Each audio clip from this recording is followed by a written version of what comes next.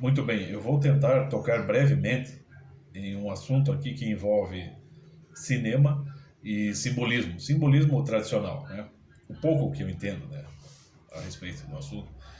E é interessante que as últimas produções aí da Brasil Paralelo, né, o documentário, a série de documentários sobre a sétima arte, o cinema, é excelente e, vamos dizer assim, incentiva uma série de debates, diálogos, reflexões a respeito, né, do cinema e da influência do cinema para a inteligência, para a capacidade das pessoas de buscar conhecimento, né? E o filme que eu desejo abordar brevemente é aquele, o famoso A Estrada, né? The Road, que é estrelado por ninguém menos que o grande ator Viggo Mortensen, famoso também por atuar com Passo Largo, né? No Senhor dos Anéis. Então, esse filme, assim, uma sinopse bastante essencial, trata da história de um pai e de um filho, né? Um homem já viúvo, que estão percorrendo um caminho por meio do mundo, no meio de um mundo pós-apocalíptico, vamos dizer assim, o mundo acabou e algumas pessoas sobreviveram, né? Então o mundo acabou vamos dizer, se polarizando entre bons e maus. A situação chegou-se a uma situação extrema, né? Onde há escassez de tudo. E ele mesmo coloca ali no início, né? No filme ele está narrando ali a história, ele mesmo, e ele diz: a maior preocupação era a fome e o maior medo era o canibalismo, né? Porque você já não via vida em lugar algum, nem mesmo a vegetação em torno deles já expressa a vida, né? Ela está toda seca, as árvores caem, né? Você não vê nenhum animal para se caçar, né? Você não tem como. O que resta é as pessoas tentar sobreviver de algum modo, né? E nesse meio, nesse período, ao longo desse trajeto, eles encontram pessoas boas e ruins. Acaba que ele morre, que ele já está doente, mas ele consegue introjetar no filho, despertar no filho, valores fundamentais que permitem que ele possa se guiar no mundo e perceber onde ele pode pisar. Daí ele acaba sendo adotado por uma família, né? Que a família parece gente boa, né? Vamos dizer assim. Tá. E, no meu entender, né, uma interpretação minha, o simbolismo, assim, tradicional, religioso, tradicional, que parece que se torna ali o verdadeiro filtro de todo o filme, que permeia, que envolve o filme como um todo e cada cena, cada evento, cada acontecimento, é o simbolismo oriental, o Yin Yang, né? Para falar sobre isso, né, para fazer esse comparativo, eu estou me socorrendo aqui do René Guénon, a grande tríade, né? René Guénon é um dos maiores metafísicos aí, se não o maior metafísico do século XX, segundo o professor Olavo de Carvalho. Vou seguir o conselho do meu professor. Então, vou apenas ler o primeiro parágrafo, o parágrafo introdutório do estudo do Yin Yang, para deixar mais ou menos claro o que eu quero explicar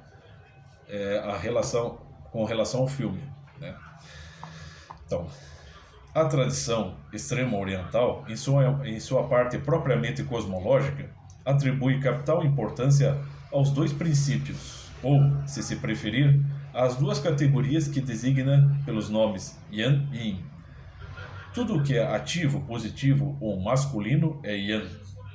Tudo o que é passivo, negativo ou feminino é Yin, né? Essas duas categorias estão ligadas simbolicamente à luz e à sombra. Em todas as coisas, o lado claro é Yang e o lado escuro é Yin, mas nunca existindo, mas nunca um deixando de existir sem o outro. Eles parecem, eles aparecem como complementares, muito mais do que como opostos. Esse sentido de luz e sombra encontra-se especialmente com a acepção literal nas determinações dos lugares geográficos, e o sentido mais geral em que essas mesmas denominações de Yang e Yin se estendem aos termos de todo complementares tem inúmeras aplicações em todas as ciências tradicionais, ou seja, ele pode ser então compreendido de modo literal, de modo simbólico, de modo científico, em toda a interação do universo envolve isso, né? uma luta de contrários ou uma articulação entre os contrários, né, entre a obscuridade e a iluminação, né, entre a luz e as trevas, né. Isso se dá fora de nós e dentro de nós. É claro que o filme, se você perceber mesmo, se você assistir esse filme, se já assistiu, né, A Estrada, você percebe que ele é todo, como se trata de um mundo pós-apocalíptico, você vê que todo o ambiente em que eles vivem, ele é todo escuro. Nunca você tem um dia de sol, né? E a luz, a única luz, você fisicamente você não tem basicamente um ambiente que expresse alegria, que expresse paz de espírito. Não, você tem um ambiente cada vez mais obscuro, decadente. E você tem as pessoas tentando se manter, né, vivas, tentando manter o sentido da vida, tentando se manter positivas, né, otimistas, né? Então, é claro que aquele ambiente todo exterior traduz o que está dentro de cada uma das pessoas ali no filme, certo? No início do filme você tem então o filho do casal nascendo, né? E você tem a mulher o tempo todo em crise. E o que acontece? Ela tem o filho, mas ela não consegue, ela sabe, vamos dizer, o filho nasce no momento que o mundo está entrando naquela decadência que, né, tudo está se extinguindo, basicamente, as leis se extinguiram as civilizações, então você não tem mais lei, né? Tudo é trevas, tudo é perigo, tudo é incerto, tudo é inseguro. E ela, o que acontece? Depois de ter o filho, ela está sempre amaldiçoando aquele momento. Ela desejaria não ter tido um filho porque já não valia mais a pena viver. Mas o Viggo Mortensen ali, né, o esposo, ele faz de tudo para convencer ela do contrário. Não, que apesar de tudo nós formamos uma família, nós temos que levar isso adiante. Não importa como o mundo esteja, né? Nós temos que nos fortalecer por dentro, aquela frase do professor Olavo, né? Então, ele tenta manter o sentido da coisa, ou seja, ele tenta manter a luz. Mas ela vai cada vez mais caindo na obscuridão, na escuridão. Tanto que chega um ponto que ela desiste. Ela perde todas as esperanças de eles conseguirem, né, criar a criança e de viver uma vida. Não, ela diz, eles vão chegar aqui, né, o mundo já está sem lei, já não há proteção alguma, né, os malucos vão chegar aqui, os canibais, eles vão chegar aqui, vão nos matar, né, vão nos trucidar. Então ela meio que sai de casa, né, ela abandona tudo, ela sai, porta fora da casa e se perde na escuridão, né, ignorando os apelos do marido. Ele vai atrás dela e tenta, até que uma hora ele para. Porque ele sabe que o filho está dentro de casa. Ela sai de casa e vai embora, se perde na escuridão. Ele tenta ir atrás dela até um ponto, ele para. E volta para casa para cuidar do filho. Porque daí vamos pegar já o primeiro ponto. Ele é Yang e ela Yin. Ela entra na obscuridade e ele é aquela luz tentando se articular com aquelas trevas, entendeu? São dois complementares. Apesar de ela ter se perdido, os dois estão simbolizando, já no início do filme, essa articulação entre luz e trevas. Que é essa situação toda que vai ter um papel preponderante na vida do menino, da criança ali que está crescendo, entende? O filme todo é essa articulação. Então a mãe, que mesmo ela tendo desaparecido já no início do filme, ela exerce um papel na vida dele até o fim da história, né? Porque ele vê o pai ali sozinho, o pai tendo que manter, o pai dele sempre fala para ele, nunca perca aquela chama interior, vamos dizer, aquela iluminação. Então ele tenta manter, ele não está falando de um calor físico, biológico do nosso corpo, está falando de um calor, vamos dizer, o calor humano, a capacidade de ser humano, de fazer o que é certo, mesmo que tudo ao redor esteja, né, se encaminhando para o erro, para as trevas, manter aquela luz. Então, mas a mãe dele mesmo, tendo se rendido às trevas, vamos dizer, ela é o princípio negativo, passivo e feminino. Ela se apassiva diante da situação e se entrega. É literalmente isso aqui. Claro, o feminino se refere ao quê? Exatamente. Então ali, o casal, o pai e a mãe estão representando, no meu entender, literalmente esses dois papéis que são simbolizados pelo Yin e Yang, né? E o filme todo, então, se dá nessa articulação. Tanto que, no fim, né, ao longo de todas as peripécias, ele já está doente, né? O pai ali, o Viggo Mortensen, ele está doente, ele está tossindo sangue o tempo todo, ele já está, acho que está com efizema, alguma coisa ali. E você vê que daí ele morre e o menino é adotado por uma família. E é claro, existe um outro detalhe que vale a pena notar. Você vai pegar aqui, aqui, né? Então ele tem o simbolismo Yin Yang, ele tem assim, ele parece como se fossem dois peixinhos entrelaçados, né? E o lado luminoso, né?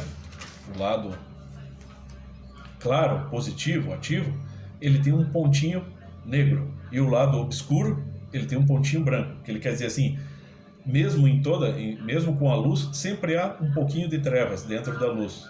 E sempre em toda treva, sempre há um pouquinho de luz. E isso também está na personalidade de cada um dos pais ali. Porque a mãe, mesmo com tudo, com toda a covardia dela, com toda o negativismo dela, ela ainda assim decide ter a criança. Podia ter abortado. Então ela ainda gera, se sacrifica, pelo menos passa pelas dores do parto e tem a criança. Então existia um pouquinho de esperança, talvez ainda um pouquinho de luz. E já o pai, você vê que tem um momento do filme que eles se confrontam com algumas pessoas e o pai acaba agindo de uma maneira muito irracional, porque ele tem muito medo, né, de tudo que possa acontecer. Então em alguns momentos que ele acredita que eles vão ser capturados por um bando de canibais, ele cata o filho e aponta a arma para a cabeça do filho e fala assim, não, eles não vão fazer você sofrer, nem que eu tenha que te matar. Então ele está naquele desespero, ele também entra nas trevas, apesar de ele tentar manter aquela luz, porque ele é a função dele, é a natureza dele, entende? Então me parece até isso está bem presente, bem evidente ali no filme. E todo o cenário expressa isso. Só que o cenário, claro, está refletindo o interior dos personagens também. É literal, mas ao mesmo tempo ele simboliza o interior. E o cenário é sempre importante, né? Já que estamos falando de cinema. Pega ali esses últimos... Também, esses outros programas paralelos aí, da Brasil Paralelo, que são programas de entrevistas, tem o tal do Contraponto, sempre tem um convidado diferente ali. Você vê que eles estão numa sala, eu achei interessante aquele cenário deles, eles estão numa sala, a sala é toda fechada, né, com uma cortina preta, e existem várias lâmpadas penduradas em posições diferentes, várias assim, né, e enquanto o entrevistador e o entrevistado conversam. Então o que aquilo parece simbolizar, no meu entender?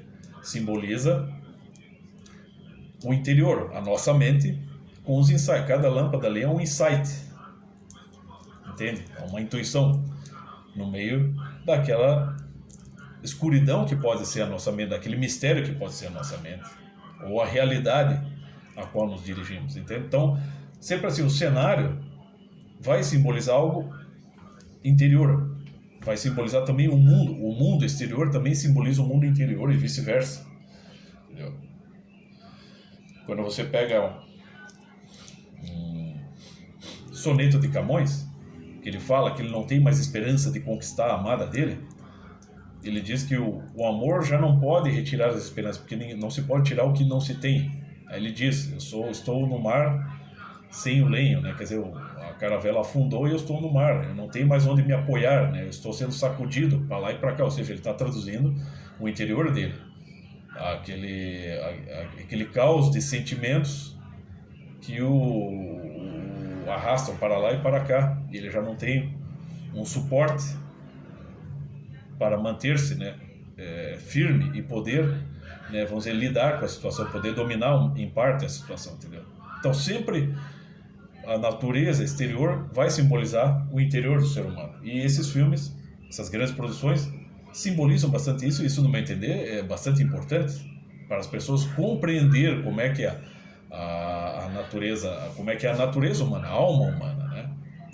Você pega aí os símbolos tradicionais ali, o René Guénon é um dos mestres nisso, mas você pega ali, próprio Carl Gustav Jung, né? Um dos grandes mestres da psicologia profunda, que o cara era psicólogo, era filósofo, era antropólogo, o cara era um cientista. E ele tirou toda a base científica dele para compreender muito da psicologia, da psique humana, a partir dos símbolos religiosos, dos símbolos tradicionais. E isso é ciência, né? A ciência nunca é aquilo que muita gente quer acreditar, que hoje se levanta a bandeira da crença científica, né? Como o grande Wolfgang Schmidt diz, que distingue entre crença científica e conhecimento científico, né?